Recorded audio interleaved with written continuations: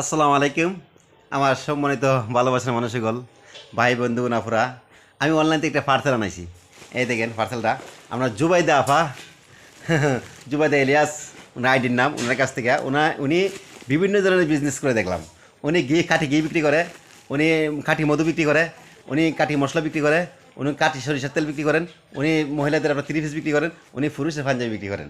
তো ওনার কাছ থেকে আনছি, তো দেখি উনি করিয়া উনি কথাবার্তা ঠিক আছে কিনা, যদি ভালো হয় আমি ভিডিওটা আপলোড দেবো, আমি আপনার ওনার নাম মেনশন দিয়ে দেবো, ওনার সাথে আপনার বিজনেস করতে পারবেন।